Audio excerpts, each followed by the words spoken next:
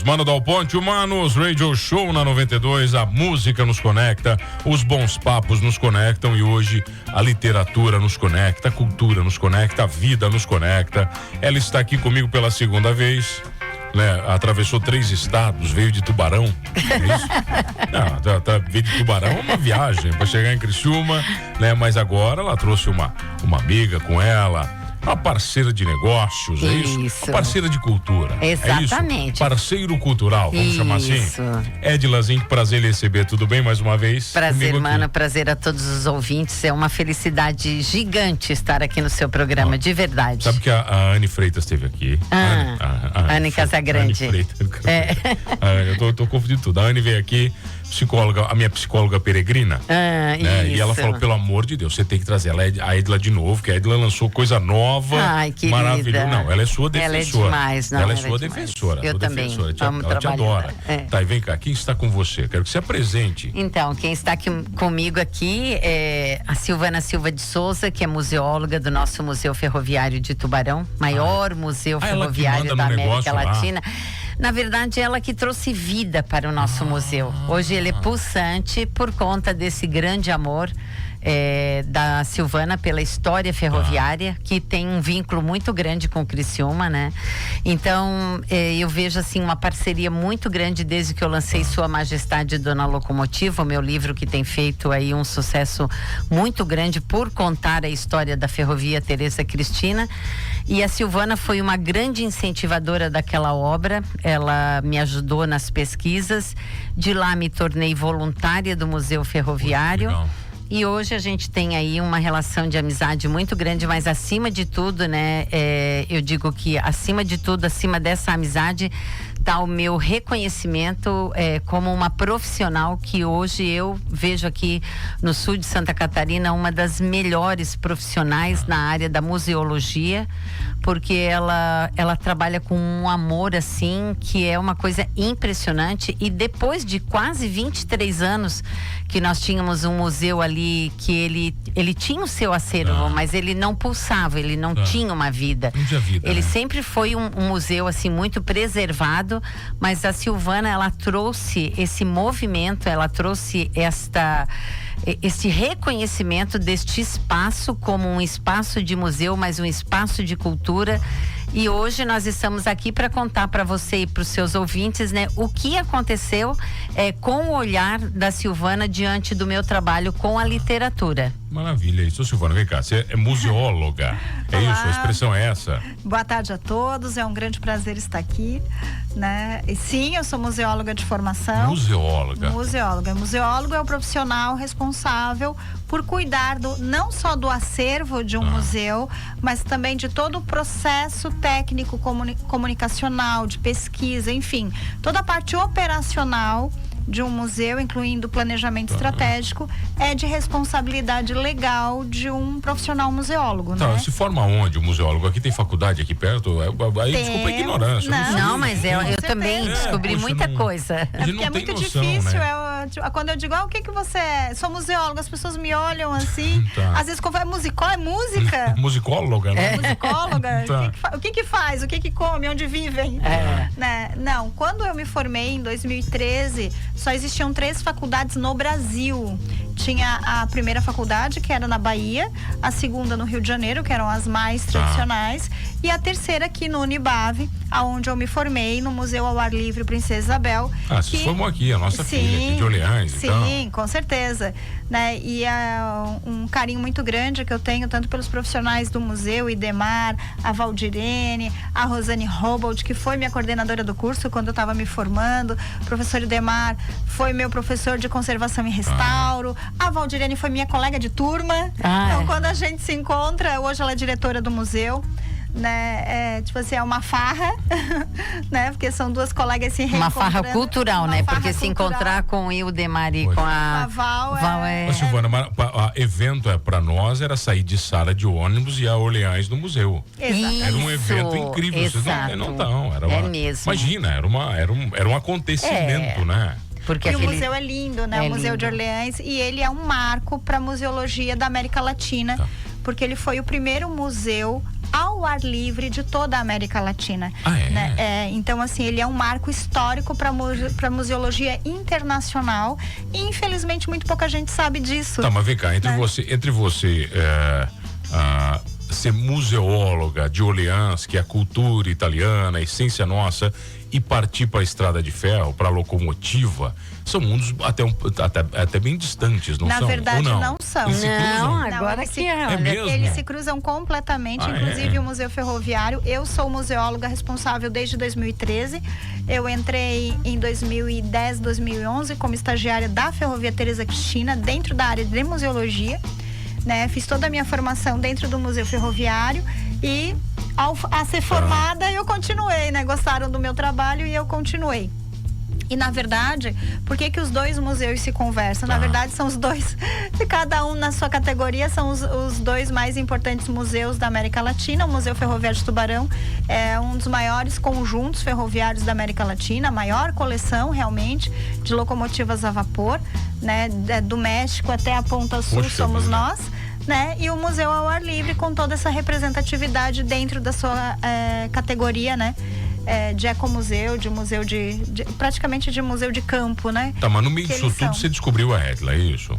Não, eu que descobri a Silvana. Você descobriu ela?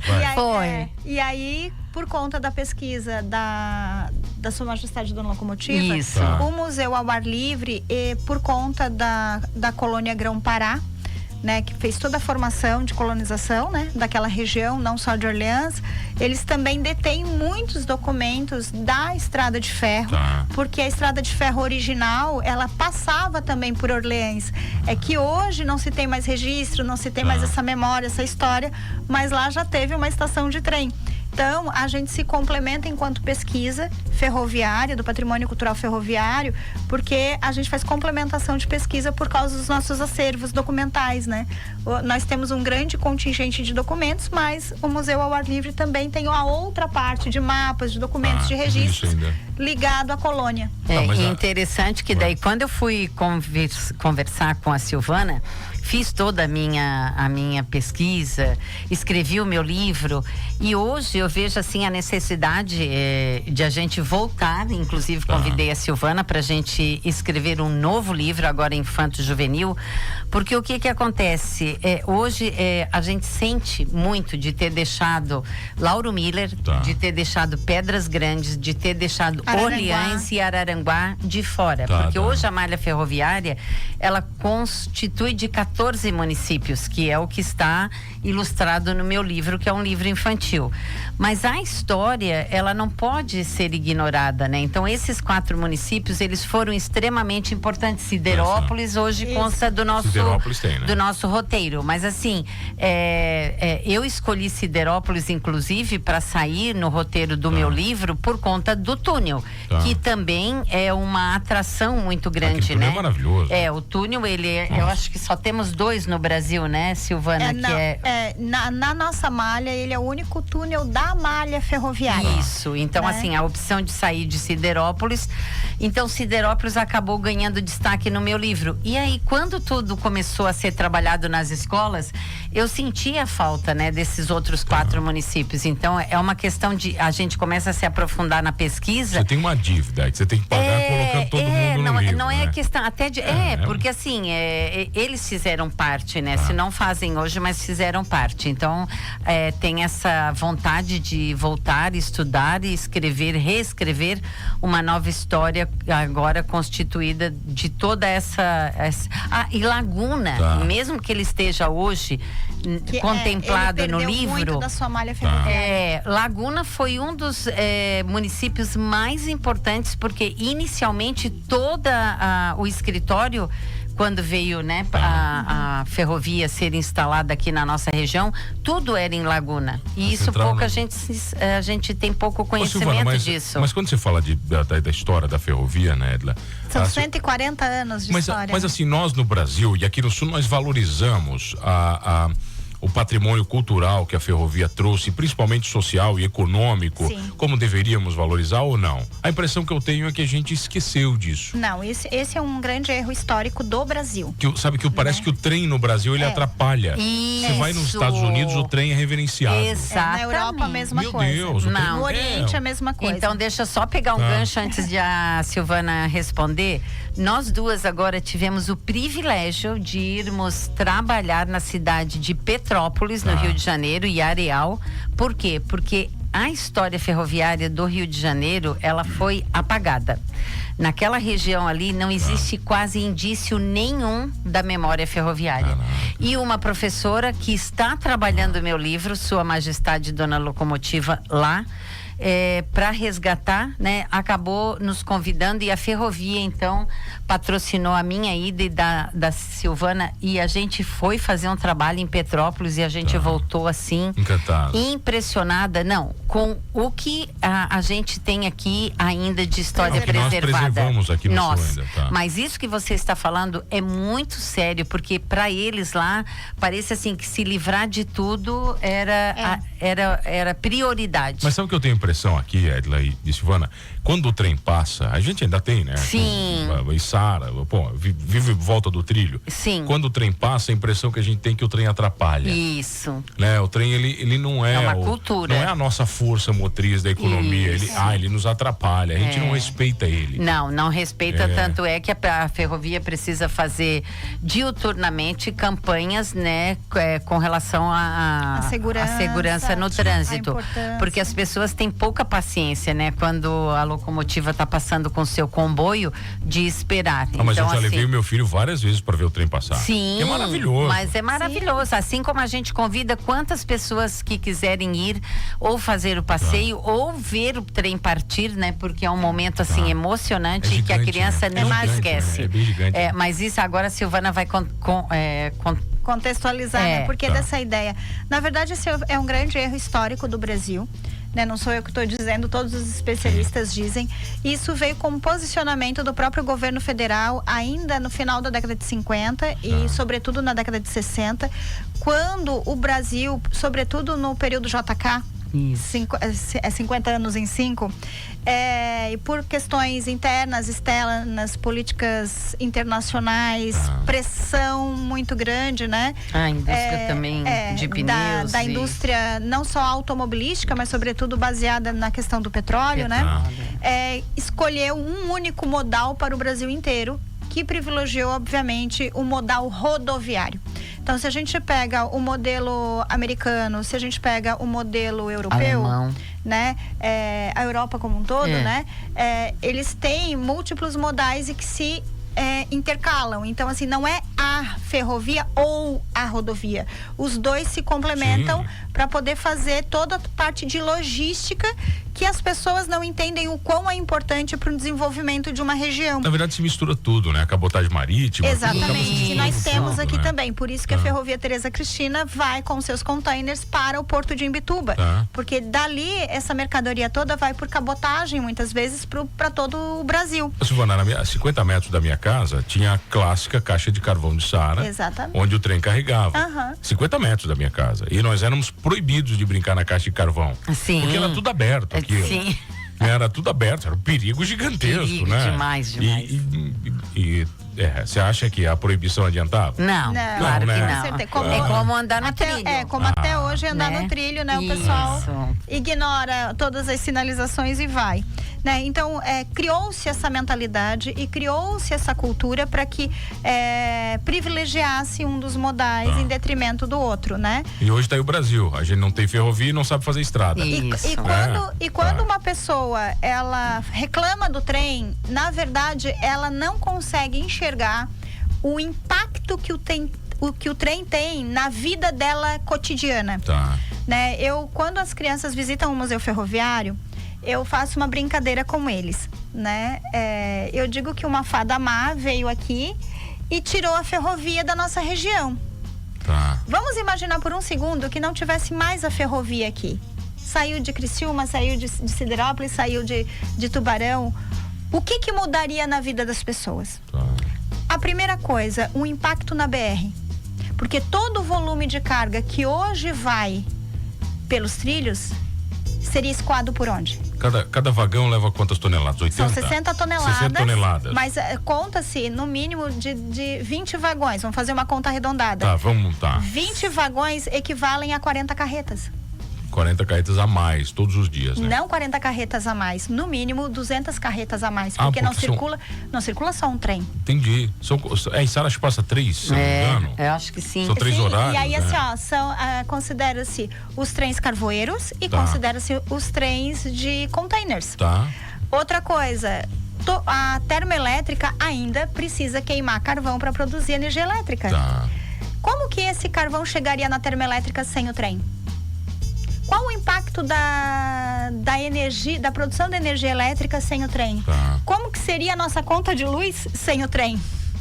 Né? Como que seria o fluxo, né, comum da nossa circulação das cidades, né, sem o trem, que desafoga esse fluxo, já que sem o trem nós teríamos muito mais que 200 carretas circulando dentro da cidade, outros automóveis, então as pessoas, elas não têm noção, porque elas querem, assim, o seu imediato, a sua pressa imediata, né? 5 minutos é muito tempo de perda da minha vida. Mas imagina sem o trem. O que causaria, né? Não, o impacto no meio ambiente, porque a gente sabe que é um transporte que preserva o meio ambiente, né?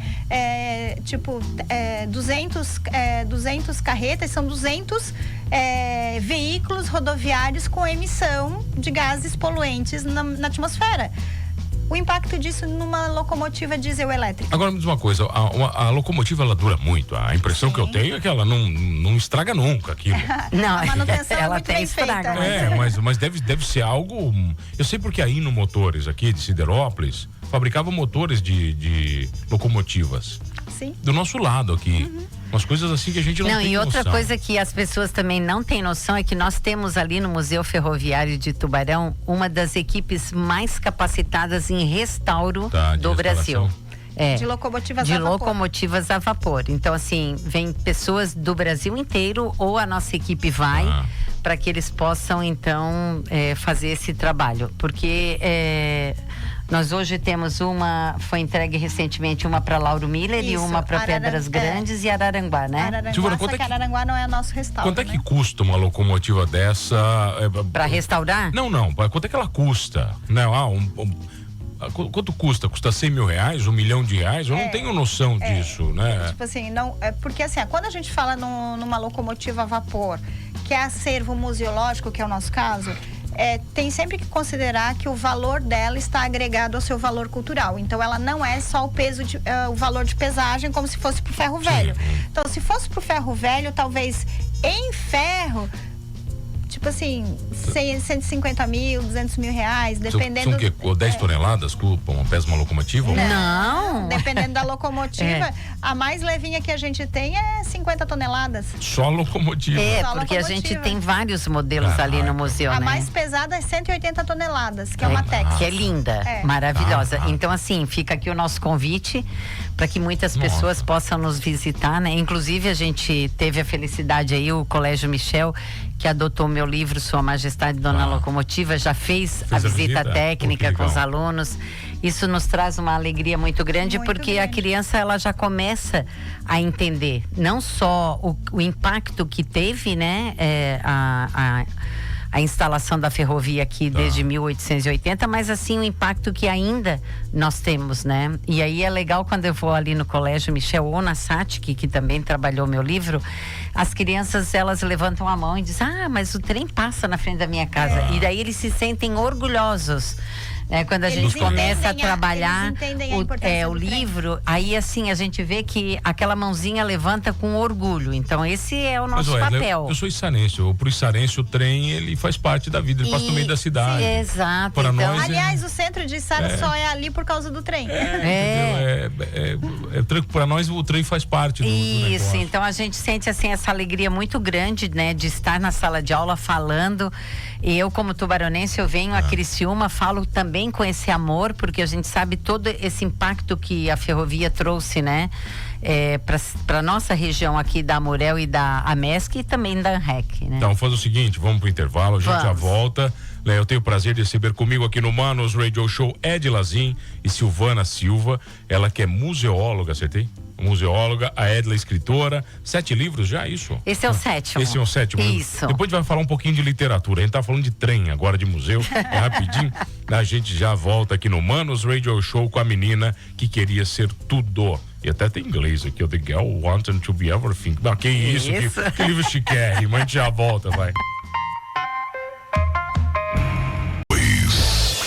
De volta na 92, o Manos Radio Show.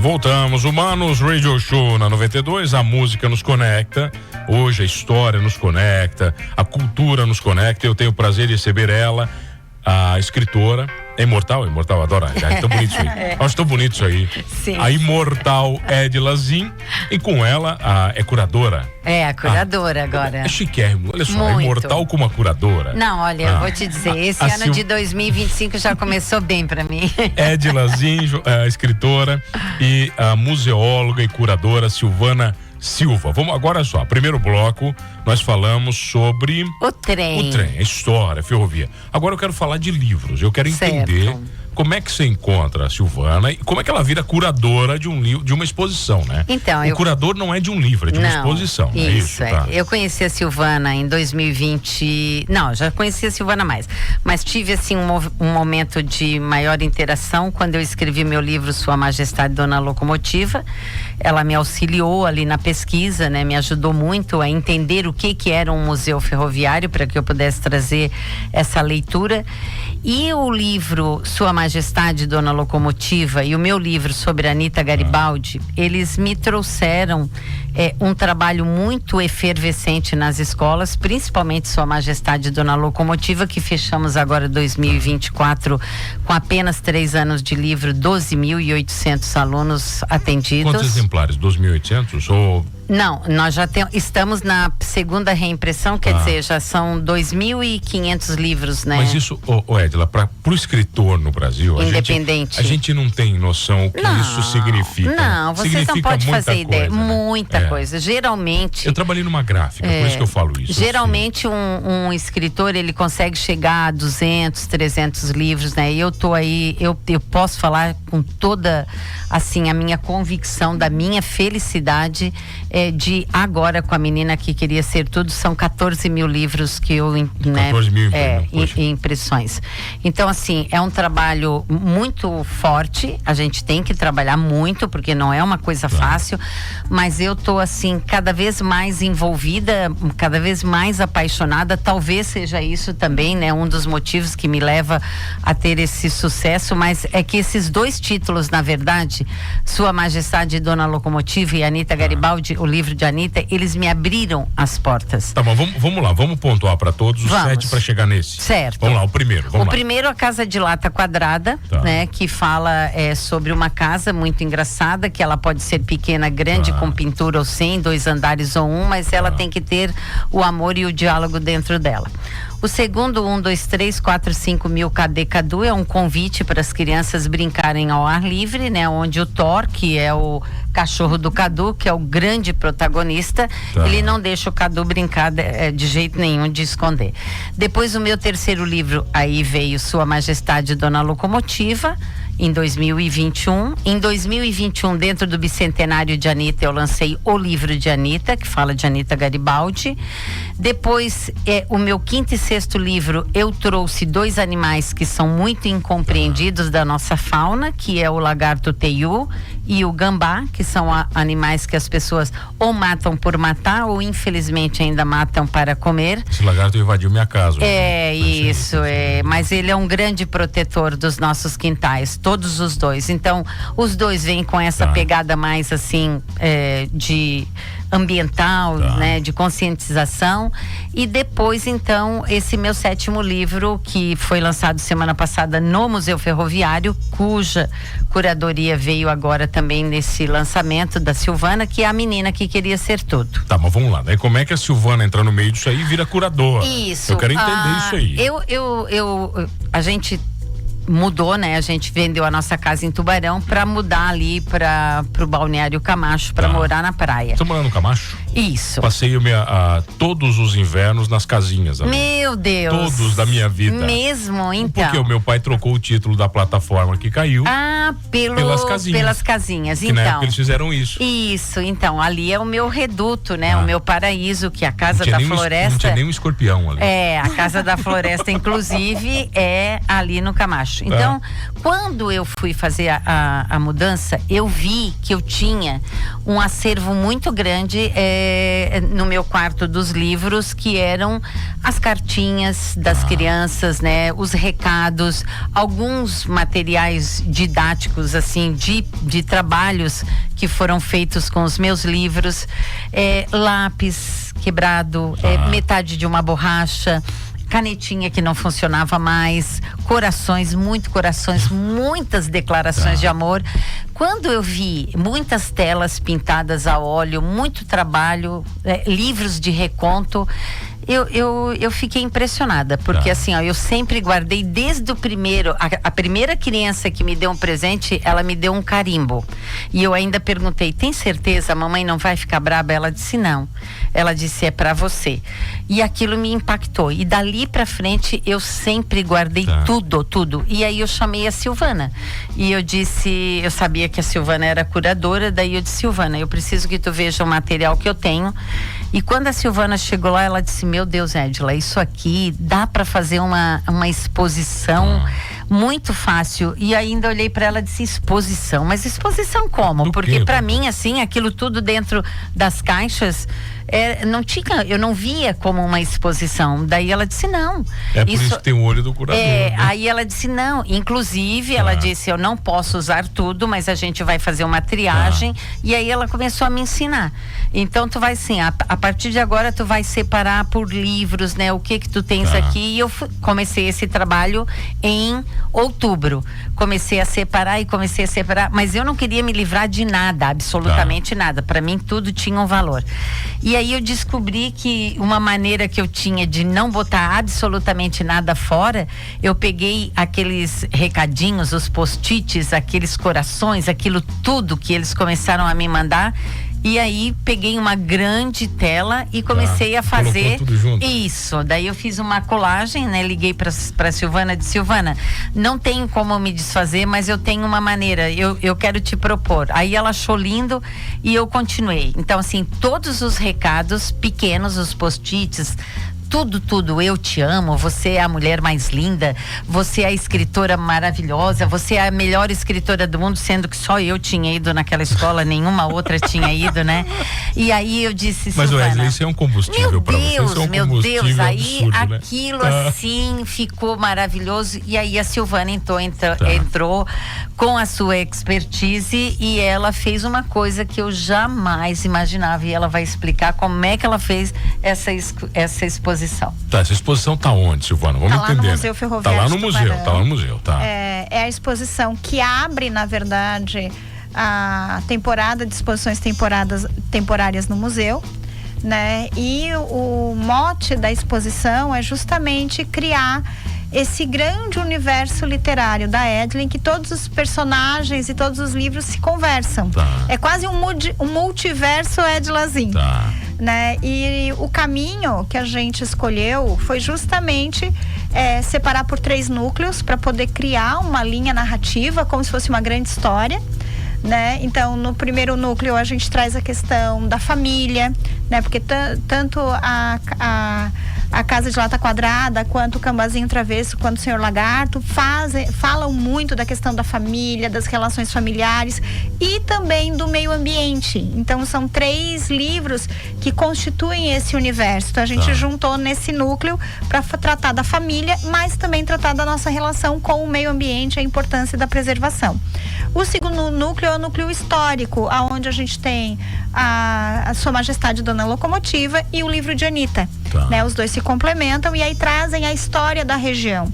E o terceiro núcleo é o núcleo lúdico, é o núcleo das memórias, é o núcleo das brincadeiras, que é 1, 2, 3, 4, 5 mil. Cadê Cadu? E, né, o lançamento mais recente, né? Eu não gosto de dizer que é o último lançamento, é o mais recente. O mais recente. É o mais recente. É o penúltimo. É o penúltimo livro da Edna, tá? De muitos que virão, né? E que daí é a menina que queria ser tudo. E aí a estrutura de montagem dessa exposição, ela foi focada muito na identificação com os estudantes e as escolas, não só as que adotaram os livros da Edna, que foram muitas, né? Mas sobretudo aquelas que podem adotar, aquelas que são estaduais, aquelas que são municipais, porque a gente queria criar uma conexão profunda entre a escola, o professor, né, os estudantes, para mostrar como é possível fazer um grande trabalho, muitas vezes com recursos que a própria escola tem. Só que como ela não tem referência, ela não sabe o que fazer. Ela não sabe o que fazer. Isso, né? Que eu achei rico, porque a gente usou assim materiais do dia a dia, né? Os próprios materiais que as escolas me presentearam, mas a Silvana, ela trouxe assim uma leveza, uma beleza através do TNT, que são materiais que as escolas, mas vamos lá, vou te interromper porque eu quero entender o que é a exposição. Você falou, por exemplo, de borracha, de lápis. Você tá falando aqui, aí você misturou a menina que tinha tudo com TNT. Eu quero entender. Porque até agora nós estamos falando de trem. O cara que tá em casa não tá entendendo nada. Ele está, mas peraí, a exposição é de trem, não é de trem. Agora... Tem então, trem também. Deixa eu te contar. Nós temos um trem na exposição que o pai do Joaquim, que é aluno do Colégio Michel, ele trabalha numa metalúrgica e ele fez uma locomotiva de ferro para... Ele fez outra? Não, 1,10 m. Linda, 1,10 m. Ele botou todas as fotos dos amiguinhos do Joaquim nas janelas.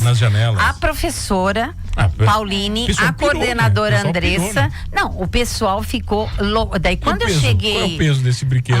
São 35 quilos. 35 quilos. Todo de ferro. Todo de ferro. A gente teve a felicidade dessa família me emprestar essa locomotiva. Todo mundo quer essa locomotiva agora, né?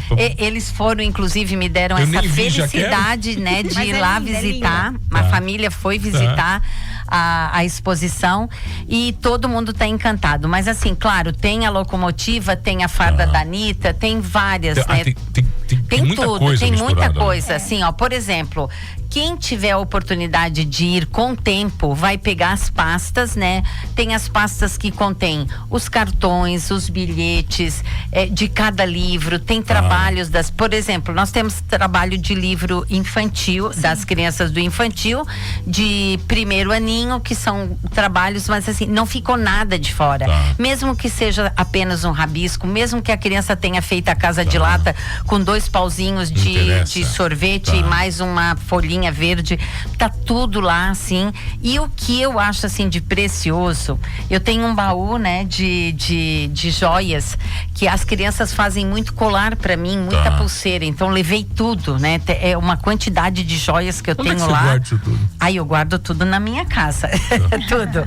E outra coisa preciosa, nós temos junto desse núcleo do Cadu, nós temos 7 livros que foram escritos por crianças depois da minha ida no colégio. Inclusive eu vim aqui no Dijori, Dijori, né, que é um colégio que tem em Sara, buscar agora semana passada um livro que as crianças ali daquele colégio estadual lançaram, que se chama O Mistério do Universo, depois da minha passagem na escola. Então eu fui fazer a mediação, fui falar sobre processos criativos, e esses 7 livros, eles foram levados para a exposição porque foram crianças que escreveram, né? A Gatinha Sofia, a Centopeia que não parava de crescer, O Mistério dos Universos, a Mong, que é um aluno da SAT que escreveu esse livro, que é um livro, meu Deus, assim, completamente impressionante. Então, assim, esses livros também foram levados para a exposição para mostrar, e daí, claro, a Silvana, né, com a sua vivência, para mostrar o impacto que o livro infantil, o livro ilustrado tem na vida de uma criança. E mais do que o livro em si, que eu acho que isso é muito importante de se destacar, né? A exposição, ela foi pensada para as escolas, para dar protagonismo ao trabalho das escolas com os livros da Edla. Então, além do livro, né, que são maravilhosos, todos os 7 livros são encantadores, né? Tem também muito o trabalho da Edla enquanto escritora nesse processo de mediação da leitura e da literatura. Então, assim, quando a gente diz que 7 crianças se inspiraram na escritora Edla Zin para escreverem as suas próprias histórias, a gente está falando do estímulo da criação de novos escritores, de uma nova geração de escritores que vão querer transformar, né, o seu talento numa futura profissão, por exemplo, né? Que isso vai muito além de um escritor tradicional, ou da imagem que a gente tem de um escritor tradicional, de ter uma ideia na cabeça, botar no papel, publicar um livro, botar na livraria e quem comprou. Não, essa relação é uma relação construída no dia a dia, na prospecção com as escolas, na prospecção com os leitores, né? É um trabalho que o escritor profissional, ele faz, e a Edla, como sendo uma escritora independente, é ela e todos a sua clientela, né? Não tem a intermediação de uma livraria, não tem a intermediação, né, de uma editora que vai fazer todo esse trabalho de marketing, né? E muitas vezes o trabalho nem é tão pedagógico assim, né? Porque bota lá, faz uma campanha ou outra, mas fica muito distante do leitor, né? Não faz esse trabalho de fomento e valorização e estímulo à leitura, porque o livro, ele é um objeto. O livro fechado, ele não é nada, ele não tem valor cultural nenhum. É a pessoa, ao abrir o livro e ter contato com a literatura que está no livro, é que realmente transforma aquele livro num objeto de conhecimento. E é esse o grande trabalho que a Edla faz, né? Que é levar conhecimento, cultura, estimular essa conexão das pessoas com a literatura que está nos livros dela, Na verdade, você é uma grande incentivadora, e a exposição, ela é uma amostra. É uma amostra de tudo isso. Uma amostra de tudo isso. Para incentivar também.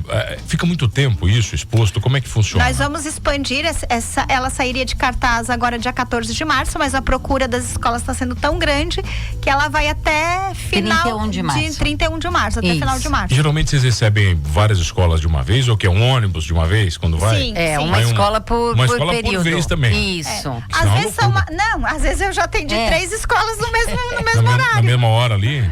Aí a gente se organiza. Mas a criançada toda pode entrar nas locomotivas? Não pode não pode nada. Não pode nada, né? Não é que não pode nada. É porque assim, como o nosso diferencial é que nós somos um museu vivo. Então, quem entra no nosso museu é como se estivesse realmente entrando num pátio ferroviário. Então, claro que a gente tem normas de segurança para preservação não só do acervo, quanto das crianças, dos adultos, que às vezes os adultos são mais crianças que as crianças. Né? Eu não tenho dúvida nenhuma. Mas é que elas são tão lindas, as locomotivas. E todo Meu mundo Deus, quer se sentir que maquinista por um dia. Então, a gente tem essas normas de segurança, né, para poder proteger tanto o acervo quanto o público, mas nós temos uma locomotiva que foi recém-restaurada como um simulador de tração. Então a gente liga e ela começa, ela funciona, pra gente explicar como é que é o funcionamento mecânico de uma locomotiva. Tem escolas que pegam a sorte de visitarem o museu no mesmo dia que a gente está fazendo o trabalho de acendimento. Então assim, o que é o acendimento? Acendimento da caldeira? É da caldeira. Isso, da caldeira. É uma locomotiva a vapor. Então, manutenção. É uma loucura, né? Não, aquele apito, assim, aquela coisa é demais, assim, é emocionante. Exatamente. Aí as crianças têm a oportunidade de falar com o maquinista, de ouvir o apito, de ouvir a Maria Fumaça toda fumegante, saindo fumaça, saindo vapor. Ou seja, mas é que quando a gente olha, né, o fato de jogar o carvão ali dentro, que a gente vê aquela imagem, né, a gente não tem noção do poder que tem uma locomotiva. É um poder absurdo de demais, força. É demais. São as gigantes de ferro. Não, é um poder absurdo, né? Demais, é lindo demais. E aí, assim, agora a gente também tá com um vagão VIP, né? Que tá sendo produzido. É um panorâmico que tá entrando pra foto. Geralmente agora. o quê? Um trem carregado passa de 1.000 toneladas? Tranquilamente, né? 1.000 toneladas, né? Muito bem mais, bem mais. São 60 toneladas por vagão? Por vagão, Aí depende da composição, né? A composição mínima geralmente é 1.200 a 1.400 toneladas, o mínimo. Tá, então Você imagina a força que tem que ter para aquilo se mover. Para tracionar tudo isso. É um absurdo, né? É um negócio fora do normal. Não, é mágico. Agora a gente sabe assim que o trem, tu sabes que dentro desse volume de vendas da Sua Majestade Dona Locomotiva, mais de 500 livros foram vendidos para adultos que gostam do trem, adultos que viveram essa história com a Ferrovia Teresa Cristina, que tiveram parentes que trabalharam na ferrovia. Então assim, eu fiquei muito impressionada no início. Agora eu já sei que o trem, ele é uma paixão. Ele é uma memória paixão, comum. ele é uma memória comum, exatamente. Então assim, eu lembro lá, acho que eu fiz um passeio de Curitiba, aquele famoso. Ah, sim, aquele que vai até Morretes. Aquele famoso. Isso, bem famoso. Famoso. Ó, tem um abraço pra você, o Guilherme Gonçalves. Mano, parabéns pela entrevista, né, com a Edla e com a Silvana, pessoas maravilhosas. A Edla é uma grande escritora, grande beijo pra ela, tá te mandando um beijão. Obrigada mesmo, querido. Então olha aqui, são 14 mil livros. Isso, são quantos trens? Quantas locomotivas lá? Nós temos no acervo em exposição 14 locomotivas, mas o nosso acervo mesmo são 20 locomotivas a vapor. E dessas daí estão sendo restauradas, as outras? Não, assim, a gente tem 3 ainda que vão para a restauração, todas as outras restauradas, e dessas restauradas, 3 estão em operação para o passeio turístico ferroviário. E nós temos também a diesel elétrica que acompanha, né, a Maria Fumaça durante os passeios. É tão interessante que eu estou recebendo as pessoas na exposição. E nós temos uma locomotiva que ela foi trazida de Vituba, que com muita maresia, ela parece uma renda. O ferro parece uma renda. E aí eu estava comentando que a gente precisa fazer uma campanha, porque o museu ele não recebe subsídios. Então a gente, para fazer um restauro de 600 mil reais, que é o valor de uma locomotiva para ser restaurada, então a gente 600 mil para restaurar. Para restaurar. Aí a moça assim para mim, não restaura, tá tão linda assim, porque assim, é tão impressionante tu ver uma máquina daquela de ferro ser transformada como se fosse numa grande toalha assim, né, de renda. Aquele ferro por conta da É porque o ferro, ele é um elemento extremamente forte, mas ao mesmo tempo extremamente frágil. Então ele se deteriora com o tempo e ao tempo, né? Mas é linda. As pessoas precisam conhecer melhor o nosso acervo. Olha que não dá tempo para muito mais coisa. Quero agradecer vocês, né? Edla, os seus livros estão aonde? Vamos lá. Pode ser na minha rede social, né? Zin Edla é o @ ou www.edlazin.com.br. Tem todas as sinopses dos 7 livros.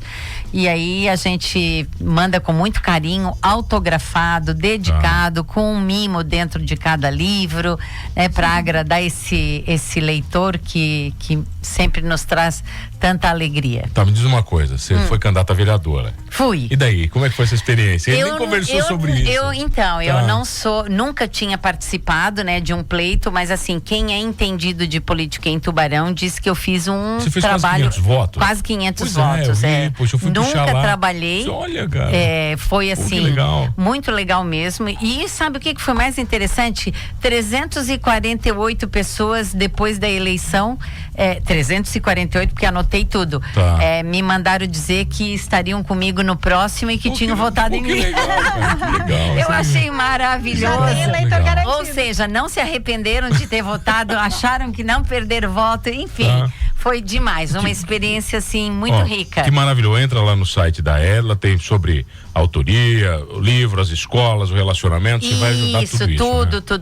Bom demais. Se o prazer lhe receber. Prazer. Né? O museu está aberto, fala sobre o museu. O museu está aberto de segunda a sexta, das 8 ao meio-dia, da 1h30 às 5 da tarde, finais de semana com passeio de trem. Então, nos dias 8 e 9 de março, nós estaremos abertos com oficina, com passeio de trem Tubarão Siderópolis. E pessoal de Criciúma, atenção, trem saindo de Criciúma em julho e agosto. Então, quem quer pegar o trem aqui em Criciúma, fique atento, @Passeio Ferroviário Expresso, @Museu Ferroviário. Dá pra falar pra onde ele vai? TB, vai pra Uruçanga, vai pra Siderópolis. Né? Tanto julho, agosto e segundo semestre temos mais parcerias aqui com a Fundação Criciumense de Cultura, com a Prefeitura de Criciúma, mas assim, fiquem ligados, Porque geralmente o pessoal de Criciúma deixa tudo para última hora e depois perde. Não tem. É muito rápido, porque as agências de Florianópolis, Curitiba e São Paulo, rápido. Rio Grande do Sul vem muito. A gente recebe muita gente de fora e aí por isso que muitas vezes as pessoas daqui acabam perdendo, né, essa oportunidade. Saindo de Criciúma, então já tô avisando para todo mundo ficar ligado, ou então www.museuferroviariotubaral.com.br. As passagens também podem ser compradas direto pelo site. Quantas pessoas cada passeio? 250 cada passeio. 250 cada passeio. É pouco também, né? Pouco. São quantos vagões? 4? São 6 vagões. 6 vagões? 6 vagões. É pouco se a gente pensar no tamanho do trem, né? Poxa, é pouco. Bom demais. Silvana, prazer lhe receber.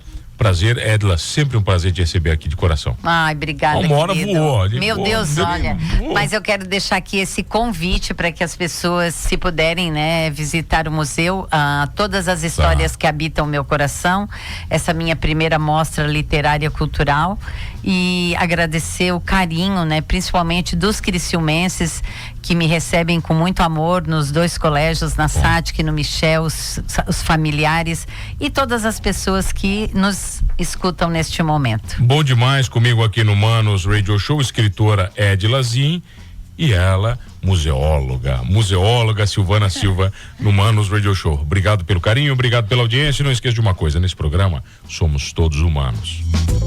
A música